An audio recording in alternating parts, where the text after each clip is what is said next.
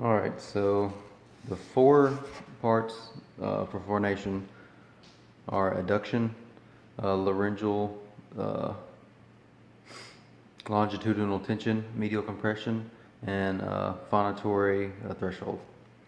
And the parts of respiration that are important, uh, talking about the muscles, is the diaphragm, the rib cage, and the abdomen, the abdominal muscles, as well as some other muscles that are important during deep inhalation. So the most important is the diaphragm. When it contracts, it expands the volume of air in the lungs, and when it relaxes, it naturally presses air out of the lungs, and this creates a higher pressure. What's important is the higher pressure inside will push air out, and the higher pressure outside will want to draw air in. And when you have this constant flow of air in and out of the lungs, phonation can really start by the adduction of the vocalis muscles. And so once that starts, the muscles adduct, and then you have the subglottic air pressure coming from beneath, and it's going to press them apart, and you're going to get this wave. And that's where the mucosal wave comes from, is inferior to superior flow of air, and that's a cycle, and this happens hundreds of 100, 200 times a second. And when that's going really fast, you have, well, in relation to the myoelastic aerodynamic theory, you have several different things that play a factor in that. You have the adduction, the subglottic air pressure, and then when they're coming apart and coming back together again so fast, that's because of the Bernoulli effect, because of that high traffic of air is going to create a pressure at a point where it's more narrow and draw the adductors, the vocalis muscles back together.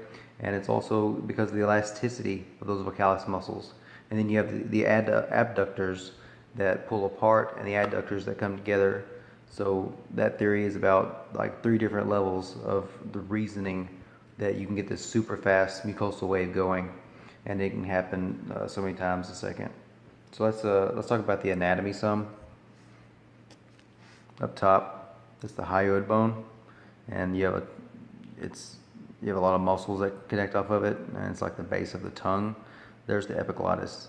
The epiglottis will fold over, and it's just going to protect the airway from debris from liquid during the bolus transfer. There's the thyroid cartilage.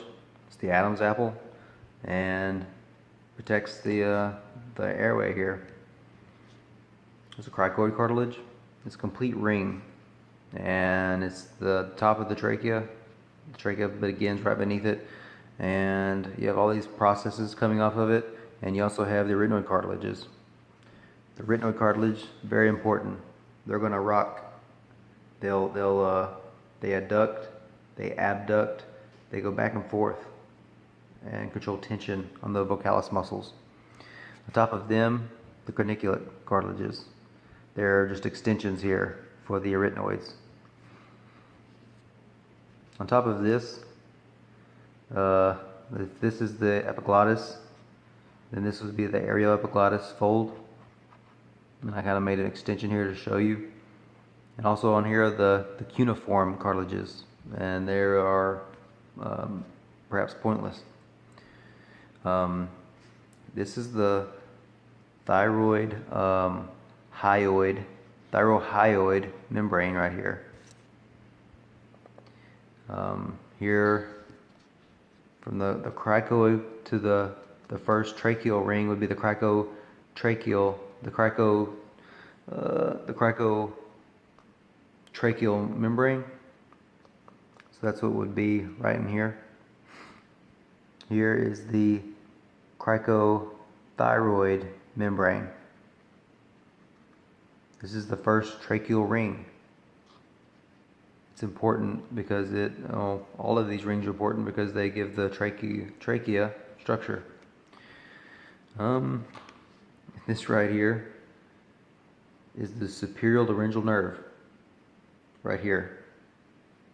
It innervates the cricothyroid muscles that run from here into here. There are 2 pairs of them.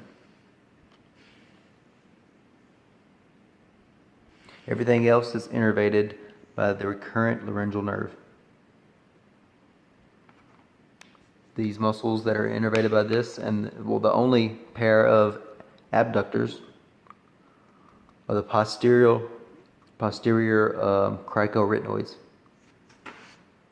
They're gonna adduct away.